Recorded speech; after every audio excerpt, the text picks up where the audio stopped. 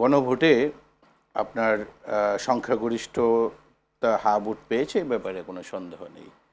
এবং এই যে দীর্ঘ সময় ধরে আপনার ঐকমত্য কমিশনে আলোচনা হয়েছে, এখানে ঐকমত্য কমিশনের সভাপতি উনি একজন বিশ্ববিদ্যালয়ের শিক্ষক ছিলেন এবং যিনি সহসভাপতি প্রফেসর ডক্টর আলী রিয়াজ উনিও বিশ্ববিদ্যালয়ের শিক্ষক, আমরা দুইজনে বিশ্ববিদ্যালয়ের শিক্ষক। বিশ্ববিদ্যালয়ের শিক্ষকদের একটা বিষয় হলো কি, তারা প্রশ্ন করতে পারে খুব সুন্দর। এই যে আপনার যতই মত পার্থক্য থাকুক না কেন, তারা তো একটা সময় জুটে ছিল এবং একই সাথে তারা রাজনীতি করেছে। আমার কাছে মনে হয় যে তারা একে অপরের পালস জানে। সুতরাং আপনার বিরোধী দল যেটি বলছে যে রাজপথে সমাধান হবে, হতে পারে রাজপথে যদি যাওয়ার পরে যদি জনসমর্থন থাকে, তারাও তো আসলে ক্ষমতায় আসতে চায়। যে কোনো ধরনের রাজনৈতিক দলের আসলে মূল উদ্দেশ্য হলো ক্ষমতায় আসা। এখন প্রশ্নটা এসেছে জুলাই সনদ এবং জুলাই সনদ বাস্তবায়ন আদেশ, এই দুটি ভিন্ন বিষয়। ডক্টর মোহাম্মদ আব্দুল কাদের, আপনি কি বলবেন? আসলে বিএনপি তারা বারবার বলছে যে সংস্কারের পক্ষের একটি দল, তারা বলছেন সংবিধান সংস্কার পরিষদের বিষয়টি সংসদে আলোচনা হবে, কিন্তু জামায়াতের পক্ষ থেকে বারবার চাপ দেওয়া হচ্ছে। আবার সেটা যদি বলি, ডক্টর শিবির আহমদ তিনি বলছেন এক ধরনের বিএনপি প্রতারণার একটা কৌশল অবলম্বন করছেন, যেহেতু তারা আগে গণভোটে হাইয়ের পক্ষে ভোট চেয়েছেন, এখন তারা সংখ্যাগরিষ্ঠ আসন পাওয়ার কারণে তারা এখন পাল্টে গেছে তাদের মতামত। আপনি কি বলবেন? আপনাকে ধন্যবাদ, আপনার মাধ্যমে চ্যানেলের দর্শক শ্রোতাদেরকে ধন্যবাদ জানাই। আমি আসলে আমার সহ আলোচক যিনি আছেন ডক্টর শিববীর, ওনার অনেকগুলো বিষয়ে বিনয়ের সাথে দ্বিমত পোষণ করতে চাই।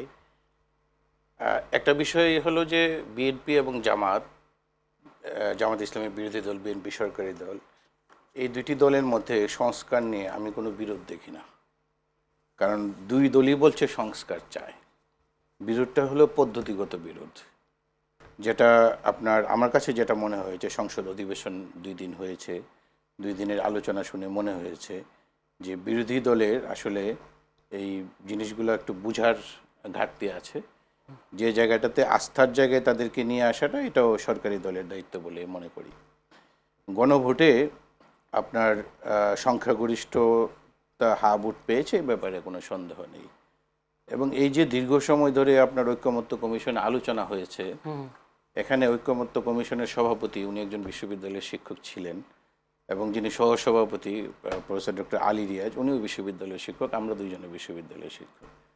বিশ্ববিদ্যালয়ের শিক্ষকদের একটা বিষয় হলো কি, তারা প্রশ্ন করতে পারে খুব সুন্দর। এত জটিল প্রশ্ন করে ক্লাসে যাই পড়ানো হোক না কেন, সেই প্রশ্ন দেখে আসলে ছাত্ররা একেবারে হুমড়ি খেয়ে যায়।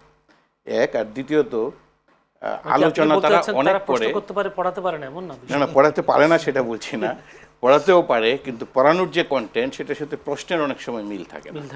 বিষয়টা আসলে এই জায়গাটিতে এসে যা পড়ান তা থেকে প্রশ্ন করেন না, তা থেকে প্রশ্ন অনেক সময় হয় না, নানান কারণে হয় না। এখন এই যে আপনার গণভোটের যে প্রশ্ন, আমার সহ আলোচক বললেন যে প্রশ্ন 4টি ছিল, উনি কয়েকটা বলেছেন, বলতে গিয়ে কিন্তু পুরোটা বলতে পারেননি। এটি আসলে বাস্তবতা। আমি আসলে ঢাকার বাইরের ভোটার, আমি ওখানে গিয়েছি, জনমানুষের সাথে কথা বলেছি।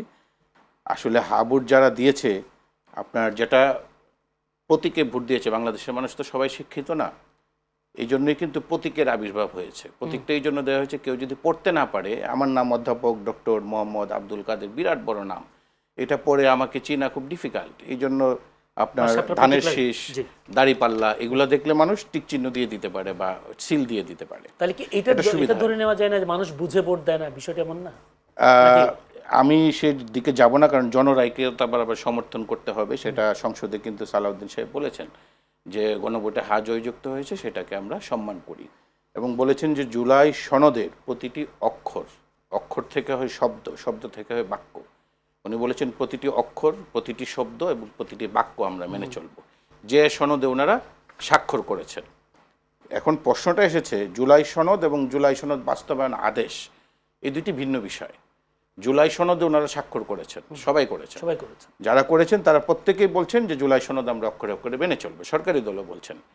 এখন মাঝখানে যে জুলাই সনদ বাস্তবায়ন আদেশ দেয়া হলো, সেটার ব্যাপারে যেভাবে দেয়া হয়েছে, ব্যালটে যে 4টি প্রশ্ন থাকবে এবং এটার উত্তর যে একটা হবে, কি কি প্রশ্ন থাকবে এই সম্পর্কে আপনার সরকারি দল যারা তখন আলোচনায় ছিলেন, তারা আসলে কেউ কিছু বলেছেন কিনা এটা আমি এখন আমার চোখে পড়েনি।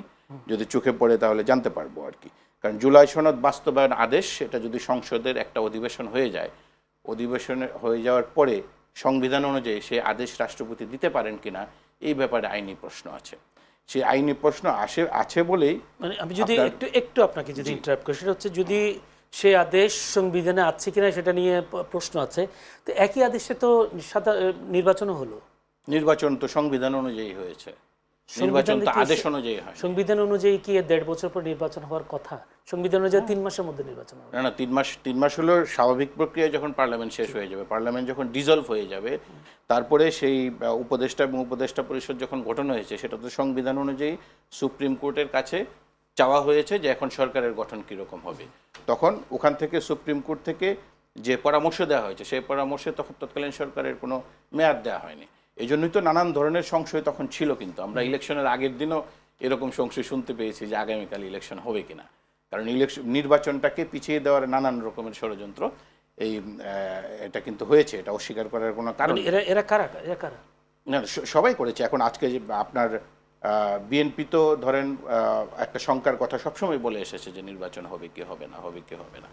এখন তারা কারা সেটা তো আর স্পষ্টভাবে আমার এখানে বলার কোনো প্রয়োজন নেই। আসলে মানুষের মনে সেই সংশয়টা ছিল। এই ব্যাপারে আপনি কি এটা মনে করেন কিনা যে বিএনপি যে গণভোট যেটা বললেন জুলাই বাস্তবায়ন আদেশ যেটা দেওয়া হয়েছে, সেটা মেনে তো বিএনপি নির্বাচনে গেছে? মানে একই দিনে গণভোট, একই দিনে নির্বাচন, একই দিনে গণভোট এবং একই দিনে নির্বাচন, এটা বিএনপির প্রস্তাব ছিল এবং সেই প্রস্তাব অনুযায়ী একই দিনে তাহলে হয়েছে। গণভোটের রায় মানতে কিন্তু গণভোটের যে আপনার রায় বিএনপি মানবে না সেটি কিন্তু বলছে না। বিএনপি বলছে যে জুলাই সনদের সবকিছুই তারা মানবে এবং আমি এটাতে আস্থা রাখতে চাই যে তারা মানবে। এবং সরকারি দল এবং বিরোধী দলের এই যে আপনার যতই মত পার্থক্য থাকুক না কেন, তারা তো একটা সময় জুটে ছিল এবং একই সাথে তারা রাজনীতি করেছে। আমার কাছে মনে হয় যে তারা একে অপরের পালস জানে। সুতরাং আপনার বিরোধী দল যেটি বলছে যে রাজপথে সমাধান হবে, হতে পারে। রাজপথে যদি যাওয়ার পরে যদি জনসমর্থন থাকে, তারাও তো আসলে ক্ষমতায় আসতে চায়। যে কোনো ধরনের রাজনৈতিক দলের আসলে মূল উদ্দেশ্য হলো ক্ষমতায় আসা।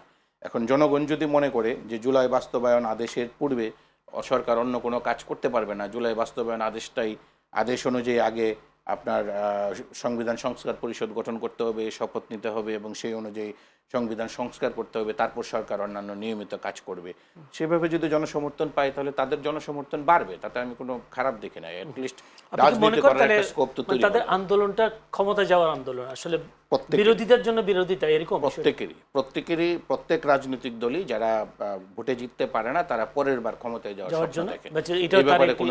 এই ব্যাপারে কোনো সন্দেহ নেই।